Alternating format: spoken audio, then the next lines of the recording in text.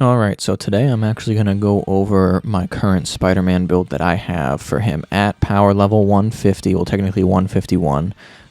This will not obviously be, power level 175 max or anything, but I figured that power level 150 is kind of the soft cap right now. It's very easy to get to, and then the real grind starts after power level 150. So I think it'd be good to put out a build video for everybody to see, and I also think this build video is very good to take on the Klaw raid with. As you can see, I've already been able to clear out the OLT with Spider-Man with it, so I definitely think this is a great, fantastic, all-around raid build for Spider-Man. So if you enjoyed this video today, feel free to like and subscribe for future Marvel content. We'll get right in. So first of all, we'll look at the stats, right? So this is obviously a very great overall, all-around build for Spider-Man. Might at 143, 60 precision, 73 proficiency, 266 Valor, 213 Resolve, 73 Resilience, 76 Intensity. And obviously, as you can see with the stats, 2,000 melee, 1,800 defense. And I consider that to be a lot, right? Like, that's one of the best things about this build that I'll go over soon. Ranged, 1599, and then heroic, 2950, right? So obviously, this build is just great all around with what we've got. Let's take a look at the individual pieces. So the gauge of great responsibility. So power and light combo finishers inflict particle, which is good to inflict the status, increased damage dealt once they are pimmed up, I should say. And then 20% increased damage reduction and all normal damage while Wrecking Ball is active. Now, as you can see as well, the might, proficiency, and resilience, they're all above 70. I'll be honest, I can't entirely prove it. I don't know if they've said it anywhere, but I'm all but positive that they buffed the stats on all types of exotics with this new update, because I finally feel like exotic pieces of gear feel like exotic pieces of gear. Like, they feel rare. They feel above everything else. Like, the stats, I feel like on the exotics that I'm finding are off the charts. It's absolutely insane. So this specific exotic piece is from his hero set. I got it specifically. Now, you can get his hero set in general, exotic-wise, from the priority mission. I got this piece as well as the defensive hero set piece from completing the Corrupted Vibranium general mission chain. That gives you 2 exotics for the hero that you currently have equipped. That's where I got these 2 exotics from for the melee and the defensive. However, you can, on a very general sense, get a singular hero set piece of gear from the priority mission every week with a hero.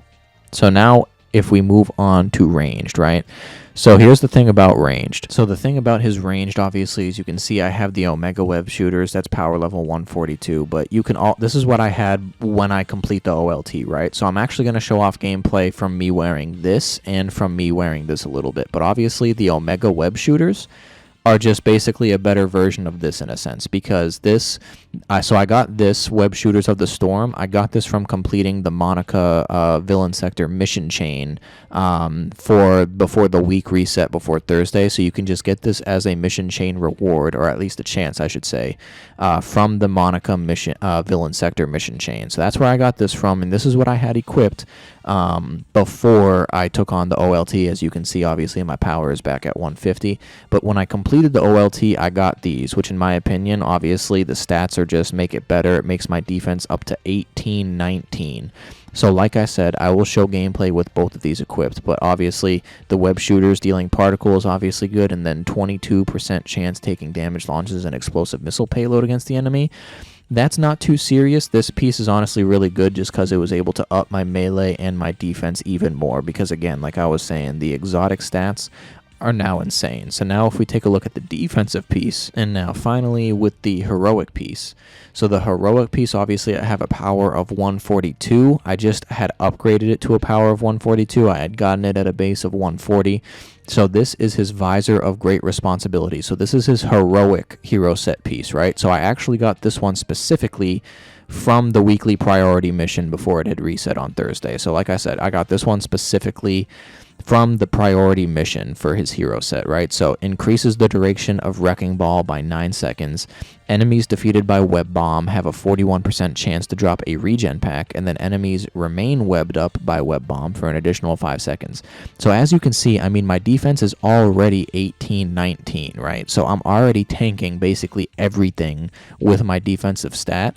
But as soon as I enter a state like Wrecking Ball, it's going to last a long time because increases it by 9 seconds, and then defeating an enemy while Wrecking Ball is active increases it for 2.5 seconds, and I have all this types of damage reduction while Wrecking Ball is active that I'm just not dying. Like, I think I said it in my Black Panther build video, how like Black Panther is built in a way to where he just doesn't die.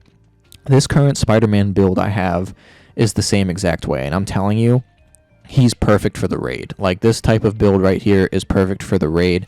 I was able to blow through the OLT with ease as far as death goes. Obviously, with this build, I'm not doing as much damage as I would with like Black Panther or something because my melee is only at 2,000. It's not at 3,000. But it's so good. It's so good all around. Like, it's just so good all around. I would much rather have 2,000 melee while having 1,800 defense because I'm able to tank through everything in the game, and I can just take on this raid with ease. Like, because the main thing about the raid that can get annoying is obviously continuously dying. So then obviously my minor ISOs, I have 2 Valor minor ISOs, right? Obviously this one is at 142. I got it the same level as this one. I got it originally at 140. I just upgraded it using whatever I had gotten from the OLT. But obviously, I mean, having the 2 Valor minor ISOs just brings up the Valor even more. Because in theory, I could have 2 Might ISOs equipped, right? But look, it only brings my Might to 2,700, which is good. But it brings my Valor all the way down to 1,300, which is not as all around, obviously, as this is. Like, look at that. Like, that is a humongous difference in Valor for only 700 sacrifice of the melee. So I would much rather have that much higher of a Valor than having that much higher of a melee, in my opinion. So, but you can get Valor minor ISOs from the faction gear vendors. They reset every day. I've said this plenty of times. I will say as well, since the new gear update, thank God, the Valor minor ISOs have been in there like almost every single day. So I don't know if they specifically changed that or not, because before the update, there was only like a Valor minor ISO in the faction gear vendor weekly. Literally only one once a week. But now I've seen at least like 5 since the update itself, and it hasn't even been a full week. So you should have no problem finding these minor Valor ISOs in the faction gear vendors. And then obviously for the major artifact, I have the Sacred Nornstone of Lethal Will. Obviously, I mean, right, if you have the Tactagon equipped, you have higher stats, and obviously those stats look even better. But in my opinion, especially when I'm not going for a crap ton of damage with Spider-Man from the get-go, I would much rather have the Sacred Nornstone of Lethal Will equipped the whole time, because this is the actual major artifact that I would prefer to use. Like, I don't actually want to use the Tactagon, I just have it equipped for the increased stats.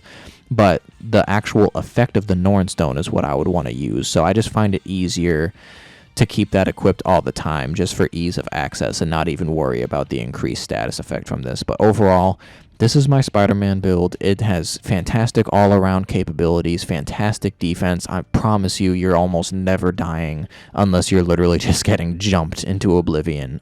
This build is so fantastic all around. I honestly love it. I didn't think I'd be able to get Spider-Man this all around so quickly, but it just happened, and I honestly got lucky for it. So again, I'm going to show a little bit of gameplay. Again, his damage isn't going to be too crazy. It's more about this build helping you survive, but I'm going to show a little bit of gameplay, not only having this equipped, but I'm going to show you a little bit of gameplay having this equipped. Obviously, my stats are a little bit lower, but I am going to show just a little bit of gameplay with this, just because this is what I had equipped when I took on the OLT, and I'm going to show a little bit of OLT footage. So if you enjoyed this video today, feel free to like and subscribe for future Marvel content, and I'll leave you with that footage. I appreciate you watching the video.